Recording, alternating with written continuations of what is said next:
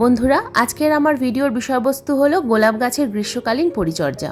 গোলাপ আমাদের সবার অতি প্রিয় একটি ফুল।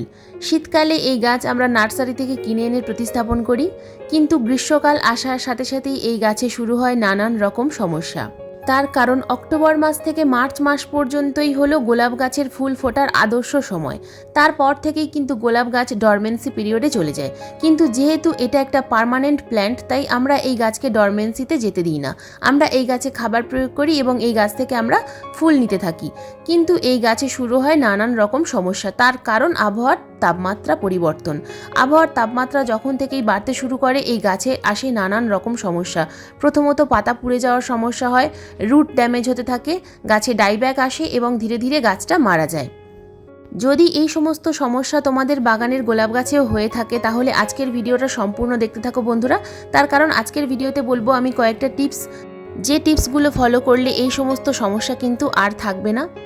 তার সাথে থাকছে একটা সম্পূর্ণ ঘরোয়া জৈব খাবার, যে খাবার প্রয়োগ করলে আমাদের গোলাপ গাছের রুট ভালো থাকবে এবং গাছটা ধীরে ধীরে সুস্থ হয়ে উঠবে।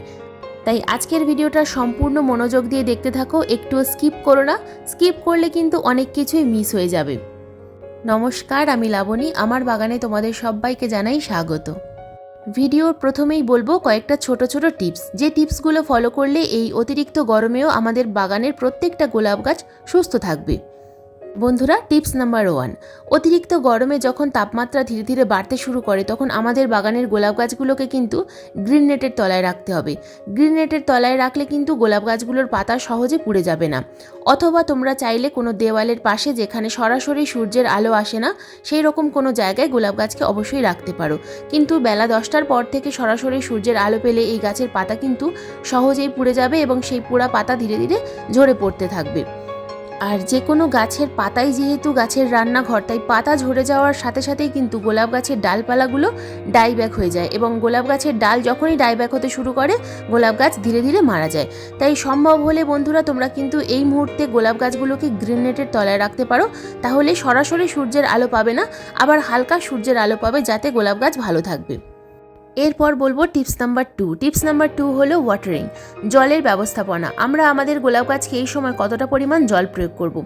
জল আমরা কিন্তু এই সময় বুঝে বুঝে প্রয়োগ করব। আমাদের টবের মাটিকে ময়েশ্চার রাখবো, কিন্তু টবের ড্রেনেজ সিস্টেমটাকে খুব ভালোভাবে চেক করতে হবে। আমরা জল প্রয়োগ করার সাথে সাথেই লক্ষ্য করতে হবে যে টবের ড্রেনেজ হোল দিয়ে জলটা চলে যাচ্ছে কিনা। যদি দেখা যায় যে জলটা চলে যাচ্ছে না, জলটা জমে যাচ্ছে, তাহলে কিন্তু গোলাপ গাছের রুট খারাপ হয়ে যাবে। উপর থেকে যে জলটা আমরা প্রয়োগ করছি, সেই জলটা নিচের দিকে গিয়ে জমে যাচ্ছে এবং যার ফলে রুট ধীরে ধীরে ড্যামেজ হয়ে যাবে এবং গাছের উপরের ডালপালা শুকিয়ে যেতে শুরু করবে। এই মুহূর্তে যেহেতু গোলাপ গাছ সরাসরি সূর্যের আলোর মধ্যে থাকছে না, তাই জল আমরা যতটা প্রয়োগ করছি, সেই জলটা কিন্তু সহজে শুকিয়ে যায় না, যার কারণে জলটা নিচের দিকে জমে থাকে। আমরা তার উপর আবার জল প্রয়োগ করি, যার ফলে ধীরে ধীরে রুট ড্যামেজ হতে থাকে এবং পাতাগুলো হলুদ হয়ে ঝরে পড়ে। তাছাড়া অনেক সময় টবের মাটি প্রচণ্ড পরিমাণে শক্ত হয়ে যায়, যার ফলে আমরা উপরে জল যেটা প্রয়োগ করছি, সেটা উপর দিকেই জমা হয়ে থাকছে, জল সহজে ড্রেনেজ হোল দিয়ে চলে যাচ্ছে না। তাই প্রত্যেক মাসে 2বার করে হালকা করে কিন্তু নিড়ানির সাহায্যে খুশে দিতে হবে। টবের মাটি হালকা করে যদি উপরের দিকের অংশ একটু খুশে দেওয়া যায়, তাহলে আমরা উপর থেকে যখন জল প্রয়োগ করব, সেই জলটা সরাসরি নিচের দিকে চলে যাবে এবং এক্সট্রা যে জলটা, সেটা ড্রেনেজ হোল দিয়ে বাইরে বেরিয়ে যাবে। তো আমাদের গোলাপ গাছ কিন্তু সুস্থ থাকবে। লক্ষ্য রাখতে হবে যেন গোলাপ গাছের টবের মাটি খুব বেশি কাদা কাদা না হয়ে থাকে। এবার বলবো টিপস নাম্বার 3। টিপস নাম্বার 3 হলো প্রুনিং। আমরা গোলাপ গাছের ফুল শুকিয়ে যাওয়ার পর ফুলটাকে রেখে দিই, অনেক সময় ফুলটাকে কেটে দিই না। এই ফুলগুলোকে কিন্তু কেটে ফেলতে হবে, ডেড হেডিং করতেই হবে। সারা বছর আমাদেরকে কিন্তু আমাদের গোলাপ গাছের ডেড হেডিং করতে হবে। তো দেখো বন্ধুরা, 3 পাতার নিচে থেকে এবং 5 পাতার উপর থেকে কিন্তু আমাদের বাগানের যে সমস্ত গোলাপ গাছে ফুল শুকিয়ে রয়েছে, সেই ফুলগুলোকে কিন্তু কেটে দিতে হবে। এই ফুল শুকিয়ে যাওয়া ফুল কিন্তু গাছের এনার্জি নষ্ট করে, যার ফলে সাইড থেকে নতুন ব্রাঞ্চ আসতে পারে না। ব্রাঞ্চ আসতে এই শুকিয়ে যাওয়া ফুলগুলো কিন্তু বাধা সৃষ্টি করে। তো দেখো বন্ধুরা, আমার এই গাছটার মধ্যে অনেকগুলো ফুল ফুটেছিল, তো এই ফুলগুলোকে কিন্তু আমি সমস্ত ডেড হেডিং করে দিলাম। এই ডেড হেডিংয়ের কাজ কিন্তু সারা বছর করতে হবে। 5 পাতার উপর থেকে কাটার সাথে সাথেই বন্ধুরা তোমরা লক্ষ্য করবে একটা নতুন ব্রাঞ্চ আসছে এবং সেই ব্রাঞ্চের মধ্যে কিন্তু একটা সুন্দর কুঁড়ি আসবে। তো দেখো বন্ধুরা, আমি কয়েকদিন আগে এই ডালটা কেটেছিলাম এখান থেকে। তো এই 5 পাতার উপর থেকে কাটার ফলে একটা মোটা ডাল এসেছে।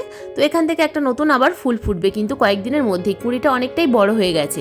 তো এই 5 পাতার উপর থেকে কাটার একটাই অর্থ হলো এখান থেকে একটা মোটা ব্রাঞ্চ আসে এবং সেই ব্রাঞ্চের মধ্যে ভালো একটা কুঁড়ি আসে। কিন্তু বন্ধুরা, ডেড হেডিং করার পর এই যে কাটা ডালে, এই কাটা ডালের মধ্যে কিন্তু ফাঙ্গাস লেগে যাবে। তো তোমরা চাইলে ফাঙ্গিসাইড এখানে লাগিয়ে দিতে পারো। তো আমি যে কাজটা করি সেটা হলো এই যে অ্যালোভেরা স্টিক, অ্যালোভেরার পাতা ছোট ছোট টুকরো করে কেটে কিন্তু আমি এর মধ্যে লাগিয়ে দিই। তো এটা খোলার কোনো প্রয়োজন নেই, যতদিন পর্যন্ত না এই অ্যালোভেরার জেলটা শুকিয়ে যাচ্ছে ততদিন পর্যন্ত এটা কিন্তু এখানে লাগানোই থাকবে। তার কারণ হাওয়া বাতাসের মধ্যে যে ফাঙ্গাস রয়েছে সেই ফাঙ্গাস কিন্তু খুব সহজেই এই কাটা জায়গায় অ্যাটাক করবে এবং যার ফলে উপর থেকে নিচ পর্যন্ত ডাইব্যাক হতে থাকবে ডালে। তো গাছের কিন্তু ক্ষতি হয়ে যাবে। এই কাজটা কিন্তু তোমরা অবশ্যই করবে। আর হলুদ গুঁড়ো অথবা ফাঙ্গিসাইড গুলোও লাগিয়ে দিতে পারো যদি অ্যালোভেরা না থাকে। বন্ধুরা, এবার বলবো টিপস নাম্বার 4। টিপস নাম্বার 4 হলো মালচিং। আমাদের গোলাপ গাছে কিন্তু আমাদেরকে এই সময় অতিরিক্ত যখন টেম্পারেচার বেড়ে যায়, গাছের মাটি খুব সহজে শুকিয়ে যায়, তো এই সময় কিন্তু আমাদের টবের মিডিয়ার উপরে মালচিং দিতে হবে। অতিরিক্ত টেম্পারেচারের কারণে আমরা গাছের মধ্যে যে জল প্রয়োগ করি সেই জল কিন্তু খুব সহজেই শুকিয়ে যায়, যার ফলে গাছ কিন্তু খুব তাড়াতাড়ি ঝিমিয়ে যায়। তবে মালচিং করার আগে একটা জিনিস খুব ভালোভাবে লক্ষ্য করতে হবে, যে টবে আমরা মালচিং করব সেই টবের ড্রেনেজ হোলটা যেন খুব ভালোভাবে তৈরি করা থাকে। তা না হলে উপর থেকে আমরা মালচিং করব, যার ফলে রুটে কিন্তু ফাঙ্গাস লেগে যাবে। তো বন্ধুরা, মালচিং করার জন্য আমরা এখানে দুটো জিনিস নিয়েছি। তো আমি এখানে নিয়েছি কোকোপিট এবং নিয়েছি কম্পোস্ট, যে কোনো কম্পোস্ট। এটা আমি নিয়েছি গোবর সার। তো তোমরা চাইলে এখানে ভার্মি কম্পোস্ট নিতে পারো। তো দেখো, আমি কয়েক মুঠো পরিমাণ ভার্মি কম্পোস্ট কিন্তু এই যে টবের মিডিয়ার উপরে দিয়ে দিচ্ছি। তো টবের মিডিয়ার উপরে সামান্য করে একটা লেয়ার দিয়ে দেবো, যার ফলে নিচের যে জলটা খুব সহজেই কিন্তু অতিরিক্ত তাপমাত্রার কারণে জলটা উড়ে যাবে না। তো মালচিং দেওয়ার ফলে সবসময় কিন্তু টবের মাটির মিডিয়ার মধ্যে একটা হালকা ময়েশ্চার ভাব থাকবে। তো দেখো, আমি অন্য একটা টবের মিডিয়ার মধ্যে আমি এখানে কোকোপিট দিচ্ছি। তো কোকোপিটটাকে খুব ভালোভাবে ধুয়ে শুকনো করে রাখা। তো এইরকম ঝুরঝুরে কোকোপিট ওপর থেকে দিয়ে দিতে হবে এবং কোকোপিট কিন্তু জোরে হাওয়া এলে উড়ে যাওয়ার সম্ভাবনা থাকে, সেই কারণে ওপর থেকে জল দিয়ে দিলে কোকোপিট ভিজে যাবে এবং যার ফলে আর উড়ে যাবে না। তো বন্ধুরা, এখানে তোমরা কিন্তু যে সমস্ত গোলাপ ফুল আমরা কেটে দিই, তো এই গোলাপের পাপড়িগুলো হালকা শুকনো করে নিয়ে সেই পাপড়িগুলো দিয়ে তোমরা মালচিং করতে পারো, অথবা কোনো বড় গাছের শুকনো পাতা, সেই পাতাগুলোকেও তোমরা মালচিংয়ের জন্য ব্যবহার করতে পারো। বন্ধুরা, এবার বলবো টিপস নাম্বার 5। টিপস নাম্বার 5 হলো আমাদের বাগানের গোলাপ গাছের পাতা কেন হলুদ হয়ে ঝরে পড়ে। এর পেছনে কিন্তু 3টে কারণ রয়েছে। যে 3টে কারণ রয়েছে তার মধ্যে প্রথম কারণ হলো গোলাপ গাছের টবের মাটি এবং ড্রেনেজ সিস্টেম। ড্রেনেজ সিস্টেম যদি ভালো না থাকে এবং মাটি যদি ভালোভাবে তৈরি করা না হয়, তাহলে কিন্তু গোলাপ গাছের পাতা খুব তাড়াতাড়ি শুকিয়ে যেতে থাকে। তার কারণ শিকড় ড্যামেজ হয় এবং শিকড় ড্যামেজ হওয়ার ফলে গাছের পাতা হলুদ হয়ে ঝরে পড়ে। আর যদি অতিরিক্ত সূর্যালোকের কারণে এই সমস্যাটা দেখা যায়, তাহলে কিন্তু আমাদেরকে প্রত্যেক দিন ঠিক সকালবেলা ঠান্ডা জলের মধ্যে বরফ দিয়ে সেই জলটাকে স্প্রে করতে হবে। তাহলেও কিন্তু এই গাছকে আমরা অতিরিক্ত টেম্পারেচারের হাত থেকে বাঁচাতে পারি এবং পাতা পোড়ার সমস্যা থেকে বাঁচাতে পারি। তবে যদি পোকামাকড়ের কারণে বা ফাঙ্গাসের কারণে এই সমস্যাটা দেখা যায়, তাহলে প্রথম যে কাজটা করতে হবে সেটা হলো গাছের মধ্যে যে সমস্ত হলুদ পাতা রয়েছে সেই পাতাগুলোকে কিন্তু গাছ থেকে তুলে ফেলতে হবে। তো খুব সাবধানে ধীরে ধীরে পাতাগুলোকে তুলে ফেলতে হবে, বেছে বেছে যে পাতাগুলোর মধ্যে ফাঙ্গাস লেগেছে এবং কালো কালো স্পট এসেছে সেই পাতাগুলোকে তুলে ফেলতে হবে এবং দূরে কোনো জায়গায় ফেলে দিতে হবে অথবা পুড়িয়ে দিতে হবে। তা না হলে কিন্তু সেই ফাঙ্গাস আবার নতুন করে গাছের মধ্যে চলে আসবে। আর যদি ড্রেনেজ সিস্টেম ভালো না থাকে, তাহলে কিন্তু সঙ্গে সঙ্গে গাছকে রিপোর্ট করতে হবে। নতুন মাটি দিয়ে নতুন টবে অথবা পুরনো টবেই ভালোভাবে ড্রেনেজ সিস্টেম তৈরি করে গাছটাকে নতুন মাটি দিয়ে রিপোর্ট করতে হবে। তবেই কিন্তু গাছটা আবার ধীরে ধীরে সুস্থ হয়ে যাবে। তা না হলে জল জমতে থাকবে এবং ধীরে ধীরে শিকড় খারাপ হতে থাকবে, যার ফলে গাছ খারাপ হয়ে যাবে, গাছে বৃদ্ধি হবে না এবং ধীরে ধীরে গাছটা কিন্তু ডাইব্যাক হয়ে মারা যাবে। তাই এই গরমে গোলাপ গাছকে ভালো রাখতে গেলে এই যে 3টে কারণ বললাম, অতিরিক্ত সূর্যালোক, টবের মাটি ও ড্রেনেজ সিস্টেম এবং ফাঙ্গাস বা পোকামাকড়ের সমস্যা, এইগুলো থেকে গাছকে বাঁচাতে হবে। এবং প্রত্যেক দিন সকালবেলা স্প্রেয়ার বটলের মধ্যে 1 লিটার জল এবং এই 4 টুকরো এরকম কয়েক টুকরো বরফ দিয়ে ঠান্ডা জল গাছের পাতায় খুব ভালোভাবে স্প্রে করতে হবে। রেগুলার যদি এরকম ঠান্ডা জল আমরা গাছের পাতায় ভালোভাবে স্প্রে করতে পারি, তাহলে কিন্তু মাকড়ের সমস্যা অনেকাংশেই কমে যায়। কিন্তু যে গাছে প্রচণ্ড পরিমাণে ফাঙ্গাস লেগে রয়েছে, ডাল ডাইব্যাক হয়ে যাচ্ছে, একেবারেই গাছের মধ্যে কোনো পাতা নেই, সেই গাছে কিন্তু জল স্প্রে করা যাবে না। জল স্প্রে করলে কিন্তু সেই গাছে আরও ফাঙ্গাসের আক্রমণ বেশি হয়ে যাবে। সুস্থ গাছে, যে গাছের পাতা পড়ার সমস্যা রয়েছে, সেই সবে মাত্র প্রাথমিক পর্যায়ে রয়েছে গাছের মাকড়ের সমস্যা এবং পাতা পড়ার সমস্যা, সেই গাছে কিন্তু প্রত্যেক দিন সকালবেলা এরকম ঠান্ডা জল গাছের পাতায় ভালোভাবে স্প্রে করতে হবে। তাহলেই কিন্তু গোলাপ গাছ সুস্থ থাকবে। তাই সকাল বিকাল দুবার করলেও আরও ভালো হয়। তো তোমরা যদি না পারো সেক্ষেত্রে শুধুমাত্র সকালবেলা কিন্তু এই কাজটা অবশ্যই করবে। আর যদি সম্ভব হয় তাহলে সকাল বিকাল দুবার করবে। এবং যদি তোমাদের বাগানের জমিতে গাছ থাকে, যে সমস্ত গাছের মাথায় কোনো রকম কোনো শেড নেই, সেই গাছে তোমরা অবশ্যই পারলে চেষ্টা করবে একটু স্প্রে করার এইভাবে ঠান্ডা জল। তো আমার বাগানে তোমরা দেখতে পাচ্ছ অনেক বড় বড় গাছ রয়েছে গোলাপ গাছ, এবং গোলাপ ফুল এই এপ্রিল মাসেও প্রচণ্ড পরিমাণে ফুটে রয়েছে। তার কারণ আমি কিন্তু আমার জমির গোলাপ গাছের ক্ষেত্রেও খুব ভালোভাবে ট্রিটমেন্ট করি। গাছের ফাঙ্গিসাইড, পেস্টিসাইড এবং গাছে যে সমস্ত খাবার আমি টবে প্রয়োগ করা তোমাদের দেখাই, এই গোলাপ গাছের মাটিতেও কিন্তু আমি প্রয়োগ করি, যার ফলে আমার বাগানের জমির গোলাপ গাছগুলোও কিন্তু সুস্থ রয়েছে। তো বন্ধুরা, এবার আসি আমরা এই গোলাপ গাছগুলোতে কি খাবার এই সময় প্রয়োগ করব। এই অতিরিক্ত টেম্পারেচারে আমাদের গোলাপ গাছে আমরা কি খাবার প্রয়োগ করলে আমাদের বাগানের গোলাপ গাছ ভালো থাকবে। তো বন্ধুরা, এই সময় কিন্তু সবসময় চেষ্টা করবে জৈব খাবার, ঘরোয়া জৈব খাবার প্রয়োগ করার। একেবারেই রাসায়নিক কোনো খাবার প্রয়োগ করতে যেও না, তাহলে কিন্তু গোলাপ গাছ খুব তাড়াতাড়ি খারাপ হয়ে যাবে। তো প্রথমেই যে খাবারটা আমরা নেব, এটা মাসে একবার করে কিন্তু অবশ্যই প্রয়োগ করতে হবে। এটা হলো কম্পোস্ট। বন্ধুরা, আগে বলতাম কম্পোস্ট অন্তত 250 গ্রাম করে এক একটা টবে প্রয়োগ করতে, কিন্তু এখন অতিরিক্ত গরমে কিন্তু বলবো সামান্য পরিমাণে 100 গ্রাম বা অথবা 150 গ্রাম পরিমাণ গোবর সার অথবা ভার্মি কম্পোস্ট টবের উপরে প্রয়োগ করতে। এতে মালচিংয়েরও কাজ হবে এবং এই কম্পোস্ট যেহেতু একটা স্লো রিলিজ ফার্টিলাইজার, তাই এটা প্রয়োগ করার ফলে গাছ কিন্তু ধীরে ধীরে খাবার গ্রহণ করবে এবং গাছ সুস্থ থাকবে। তো বন্ধুরা, এই পর্যায়ে তোমরা কিন্তু ইউজ করা চা পাতাও প্রয়োগ করতে পারো। তবে আমি যে আজ খাবারটা প্রয়োগ করব, সেই খাবারের মধ্যেও কিন্তু চা পাতা বর্তমান রয়েছে। চা পাতার সঙ্গে আরও দুটো উপাদান মিশিয়ে গাছে কিন্তু আমি প্রয়োগ করব।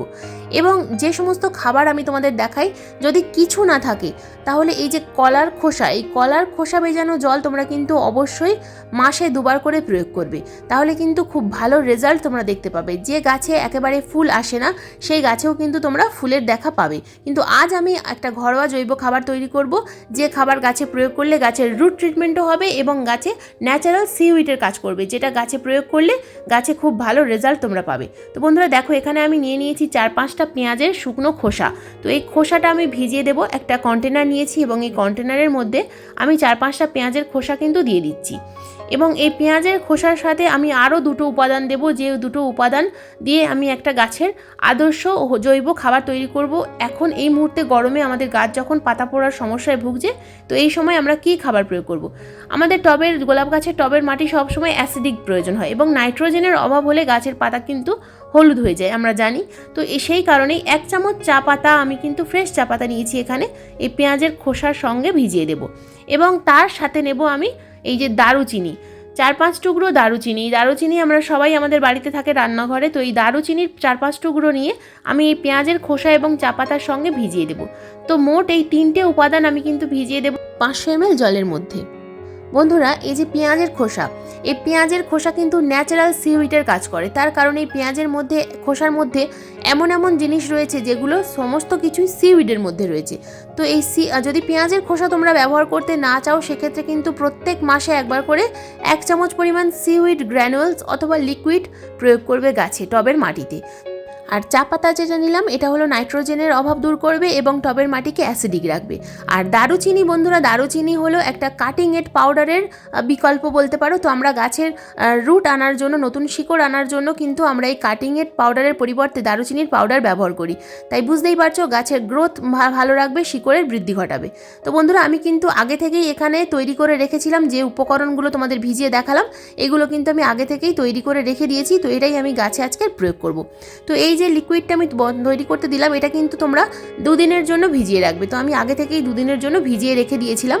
তো এবার দেখো বন্ধুরা, একটা অন্য কন্টেনারের মধ্যে আমি 500 ml জল নিয়েছি এবং আরও 500 ml যে লিকুইড খাবারটা আমি তৈরি করেছি, সেই 500 ml লিকুইড খাবারটা কিন্তু এখানে ঢেলে দিলাম। তার কারণ লিকুইড খাবার সব সময় ডাইলিউট করে তবেই কিন্তু গাছে প্রয়োগ করতে হয়, তা না হলে কিন্তু গাছের ক্ষতি হতে পারে, বিশেষ করে এই অতিরিক্ত গরমের সময়।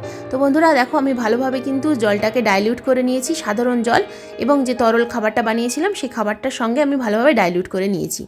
তো এবার এটা আমি গাছে প্রয়োগ করব। কতটা পরিমাণ গাছে প্রয়োগ করব সেটাই এবার দেখে নাও। তো দেখো বন্ধুরা, এই যে আমার হাতে গ্লাসটা দেখছো, এই প্লাস্টিকের গ্লাস, এই অনুষ্ঠান বাড়ির যে গ্লাসগুলো হয় এই গ্লাসে করেই আমি কিন্তু প্রয়োগ করব। তো এই গ্লাসগুলোতে 200 ml করে জল ধরে। তো এই 200 ml করে জল আমি কিন্তু গাছের গোড়ায় প্রয়োগ করছি। তো দেখো, এক টব অনুযায়ী প্রয়োগ করতে হবে। তো এখানে আমি একটা 8 ইঞ্চি টবে জলটা প্রয়োগ করছি, তরল খাবারটা। তো এখানে আমি 2 গ্লাস পরিমাণ কিন্তু প্রয়োগ করব।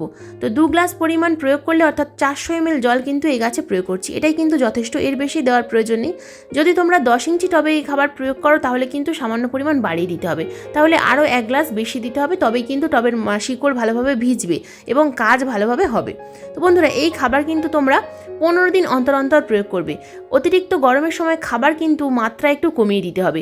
আগে যখন বলতাম যে 10 দিন অন্তর অন্তর প্রয়োগ করবে, এখন কিন্তু অতিরিক্ত টেম্পারেচারের সময় বলবো খাবারের মাত্রা একটু কমাতে হবে। এই যে কম্পোস্ট প্রয়োগ করছি, এই কম্পোস্টটাই কিন্তু গাছে ধীরে ধীরে খাবার যোগান দেবে এবং গাছের পাতায় যে সমস্ত ফলিয়ার স্প্রে আমরা করি, যেমন অনুখাদ্য, বায়োভিটা এক্স অনুখাদ্য যেগুলো স্প্রে করতে বলি, সেগুলো করলে কিন্তু অনেকটাই গাছের খাবার যোগান দেয়। তো সেই কারণেই গাছের মাটিতে, টবের মাটিতে খাবার কিন্তু মাসে 2 বার প্রয়োগ করতে হবে। অতিরিক্ত পরিমাণে খাবার প্রয়োগ করলে কিন্তু সবসময় গাছের ক্ষতি হতে পারে এই গ্রীষ্মকালে, তাই খাবারের পরিমাণ কমাতে হবে। এবং যদি রাসায়নিক খাবার তোমরা রেগুলার প্রয়োগ করতে থাকো তাহলে কিন্তু সেগুলোকে এই সময় বন্ধ করে দাও।